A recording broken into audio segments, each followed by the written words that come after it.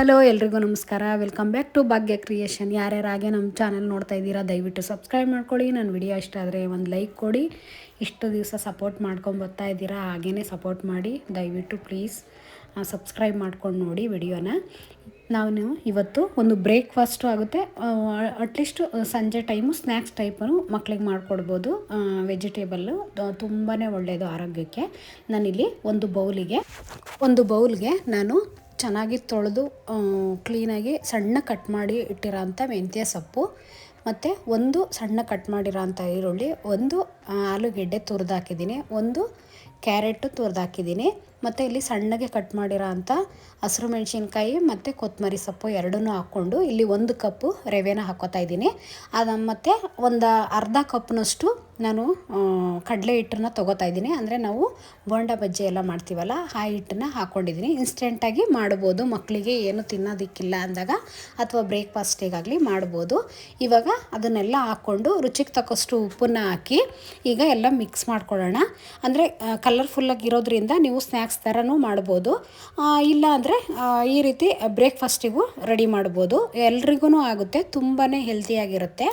ಹಾಗಾಗಿ ಇವಾಗ 1 ಕಪ್ಪು ಮೊಸರು ಹಾಕ್ಕೊಂಡು ಮತ್ತು ಅದಕ್ಕೆ ಇನ್ನೂ ಸ್ವಲ್ಪ ಅಂದರೆ ಇನ್ನೂ 1 ಕಪ್ಪಷ್ಟು ನೀರನ್ನು ಹಾಕ್ಕೊಂಡು ಇವಾಗ ಇದನ್ನು ಮಿಕ್ಸ್ ಮಾಡ್ಕೊತಾ ಇದ್ದೀನಿ.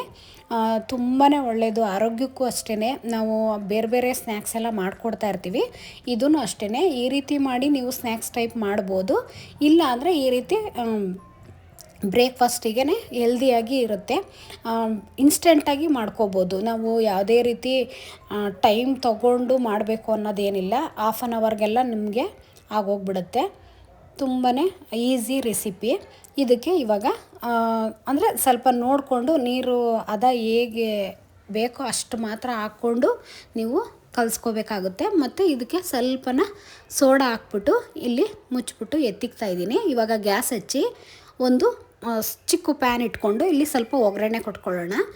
ಸ್ವಲ್ಪ ಎಣ್ಣೆ ಹಾಕ್ಕೊಂಡು ಇಲ್ಲಿ ಬರೀ ಸಾಸಿವೆ ಮಾತ್ರ ನಾನು ಒಗ್ಗರಣೆ ಮಾಡ್ತಾಯಿದ್ದೀನಿ.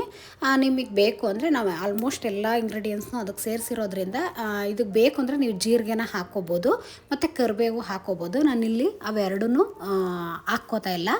ಇನ್ಸ್ಟೆಂಟಾಗಿ ಮಾಡೋದ್ರಿಂದ ಜಾಸ್ತಿ ಏನಿದಿಲ್ಲ, ಹೆಲ್ದಿಯಾಗಿರುತ್ತೆ. ಹಾಗಾಗಿ ಬೇಕು ಅಂದರೆ ಡೈಜೆಷನ್ ಆಗಲ್ಲ ಅನ್ನೋರು ಸ್ವಲ್ಪ ಜೀರಿಗೆನೂ ಯೂಸ್ ಮಾಡಿದ್ರೆ ತುಂಬ ಚೆನ್ನಾಗಿರುತ್ತೆ. ಈಗ ಆ ಒಗ್ಗರಣೆನ ಈ ಮಿಕ್ಸ್ ಮಾಡಿರೋ ಬೌಲ್ಗೆ ನಾನು ಹಾಕ್ಕೊಂಡು ಮತ್ತೆ ಎಲ್ಲ ಮಿಕ್ಸ್ ಮಾಡಿಬಿಟ್ಟು ಎತ್ತಿಡ್ತಾ ಇದ್ದೀನಿ. ಇದನ್ನೇನು ಜಾಸ್ತಿ ಹೊತ್ತು ನೆನೆಸ್ಬೇಕು ಅನ್ನೋದೇನಿಲ್ಲ, ಇನ್ಸ್ಟೆಂಟಾಗಿ ಮಾಡ್ಬೋದು. ಇವಾಗ ಗ್ಯಾಸ್ ಹಚ್ಚಿ ಒಂದು ಪ್ಯಾನ್ನ ಇಟ್ಕೋತಾ ಇದ್ದೀನಿ. ನೀವು ಅಟ್ಲೀಸ್ಟ್ ತವ ಬೇಕಾದರೂ ಮಾಡ್ಕೋಬೋದು, ಏನು ತೊಂದರೆ ಇಲ್ಲ. ನಿಮಗೆ ಮಂದಕ್ಕೆ ಮಾಡ್ಕೋಬೇಕು ಸ್ನ್ಯಾಕ್ಸ್ ಥರ ಅಂದಾಗ ಈ ರೀತಿ ಫ್ರೈ ಪ್ಯಾನ್ ಇದ್ದರೆ ನೀವು ಇಟ್ಕೊಂಡು ಮಾಡ್ಕೋಬೋದು. ಇವಾಗ ನಾನು ಆ ತವಾಗೆ ಸ್ವಲ್ಪ ಎಣ್ಣೆನ ಹಾಕಿ ಮತ್ತು ಇಲ್ಲಿ ಬಿಳಿ ಎಳ್ಳನ್ನು ಹಾಕ್ಕೊಂಡಿದ್ದೀನಿ. ತುಂಬ ಟೇಸ್ಟಿಯಾಗಿರುತ್ತೆ ಮಕ್ಕಳಿಗೆ. ಹಾಗಾಗಿ ಮತ್ತು ಬಿಳಿ ಎಳ್ಳನ್ನು ಉದುರಿಸ್ಬಿಟ್ಟು ಮತ್ತು ಇಲ್ಲಿ ನಾನು ಕಲಸಿಟ್ಟಿರೋ ಅಂಥ ಹಿಟ್ಟನ್ನು ಹಾಕ್ಕೋತಾ ಇದ್ದೀನಿ. ಎಲ್ಲ ಕಡೆ ಸ್ಪ್ರೆಡ್ ಮಾಡ್ತಾಯಿದ್ದೀನಿ. ಅಂದರೆ ನಿಮಗೆ ಎತ್ತೋದಕ್ಕೆ ತುಂಬ ಕಷ್ಟ ಆಗುತ್ತೆ ಅಂದರೆ ನೀವು ಚಿಕ್ಕದಾಗಿ ಬೇಕಾದರೂ ಮಾಡ್ಕೋಬೋದು. ತುಂಬಾ ಚೆನ್ನಾಗಿರುತ್ತೆ. ಪುಟ್ಟದಾಗಿ ಮಾಡಿಕೊಂಡು ನೀವು ಮಕ್ಕಳಿಗೆ ಸ್ನ್ಯಾಕ್ಸ್ ಬಾಕ್ಸಿಗೆ ಹಾಕ್ಬೋದು, ಇಲ್ಲ ಲಂಚ್ ಬಾಕ್ಸಿಗೆ ರೆಡಿ ಮಾಡ್ಬೋದು. ನಾನಿಲ್ಲಿ ದೊಡ್ಡದಾಗೆ ಮಾಡ್ತಾಯಿದ್ದೀನಿ. ಅಂದರೆ ಬೆಳಗ್ಗೆ ಬ್ರೇಕ್ಫಾಸ್ಟ್ ಅವ್ರಿಗೆ ಕೊಟ್ಕೊಳಿಸೋಕ್ಕೆ ಚಿಕ್ಕದಾಗಿ ಮಾಡೋಕ್ಕೋದ್ರೆ ಟೈಮ್ ಹಿಡಿದ್ಬಿಡುತ್ತೆ ಅಂತ. ಅಂದರೆ ಇದನ್ನು ನಾನು ಸ್ವಲ್ಪ ದಪ್ಪನಾಗಿ ಹಾಕ್ಕೊಂಡಿದ್ದೀನಿ. ಹಂಗೆ ದಪ್ಪನಾಗಿ ಹಾಕ್ಕೊಂಡ್ರೆ ನಿಮಗೆ ಚೆನ್ನಾಗಿ ಈ ರೀತಿ ಮುಚ್ಚಿ ಬೇಯಿಸಬೇಕು, ಆವಾಗ ನಿಮಗೆ ಚೆನ್ನಾಗಿ ಪರ್ಫೆಕ್ಟಾಗಿ ಬರುತ್ತೆ. ನೀವು ಮೇಲ್ಗಡೆನೂ ಬೇಕು ಅಂದರೆ ಸ್ವಲ್ಪ ಎಣ್ಣೆನೂ ಮತ್ತು ಎಳ್ಳನ್ನು ನೀವು ಉದುರಿಸ್ಕೊಂಡು ಮಾಡ್ಕೋಬೋದು. ದಪ್ಪಗೆ ಮಾಡಿಕೊಂಡ್ರೆ ನಿಮಗೆ ಸ್ನ್ಯಾಕ್ಸ್ ಥರ ಆಗುತ್ತೆ. ಇಲ್ಲ ಇದೇ ರೀತಿ ಕಟ್ ಮಾಡಿಕೊಂಡ್ರೂ ನಡೆಯುತ್ತೆ, ಇಲ್ಲ ಚಿಕ್ಕದಾಗಿ ಹಾಕ್ಕೊಂಡ್ರೂ ನಡೆಯುತ್ತೆ. ಯಾವ ರೀತಿ ಬೇಕೋ ಆ ರೀತಿ ಹಾಕ್ಕೋಬೋದು. ಇವಾಗ ನೋಡಿ ಅದನ್ನು ಉಲ್ಟಾ ಮಾಡಿಬಿಟ್ಟು ಮತ್ತೆ ನಾನಿಲ್ಲಿ ಮುಚ್ಚಳ ಮುಚ್ಚಿ ಬೇಯಿಸ್ಕೊತಾ ಇದ್ದೀನಿ. ತುಂಬ ಚೆನ್ನಾಗಿರುತ್ತೆ, ಇನ್ಸ್ಟೆಂಟಾಗಿ ತುಂಬ ರುಚಿಯಾಗಿರುತ್ತೆ, ಹೆಲ್ದಿಯಾಗೂ ಇರುತ್ತೆ, ಕಲರ್ಫುಲ್ಲಾಗಿರುತ್ತೆ ನೋಡೋದಕ್ಕೂ ಅಷ್ಟೇ. ನೋಡಿ ಎಷ್ಟು ಇದಾಗಿದೆ. ಇನ್ನೂ ನಾನು ಸ್ವಲ್ಪ ತೆಳುವೆ ಹಾಕಿದ್ದೀನಿ. ನಿಮಗೆ ಬೇಕು ಅಂದರೆ ಇನ್ನೂ ಸ್ವಲ್ಪ ದಪ್ಪ ಹಾಕ್ಕೊಂಡು ನೀವು ಕಟ್ ಮಾಡ್ಕೋಬೋದು. ಅಂದರೆ ಪಿಜ್ಜಾ ಥರ ನೀವು ಕಟ್ ಮಾಡ್ಕೋಬೋದು, ತುಂಬ ಚೆನ್ನಾಗಿರುತ್ತೆ. ನಾನಿಲ್ಲಿ ದೊಡ್ಡ ದೊಡ್ಡದಾಗಿ ಬಾಕ್ಸಿಗೆ ರೆಡಿ ಮಾಡಬೇಕಲ್ವ, ದೊಡ್ಡವ್ರಿಗೆ ಅಂದರೆ ನಾನು ಚಿಕ್ಕದಾಗಿ ಮಾಡಿಕೊಂಡ್ರೆ ಟೈಮ್ ಆಗಿಬಿಡುತ್ತೆ ಅಂತ ಹೇಳ್ಬಿಟ್ಟು ನಾನು ಈ ರೀತಿ ಮಾಡ್ತಾಯಿದ್ದೀನಿ.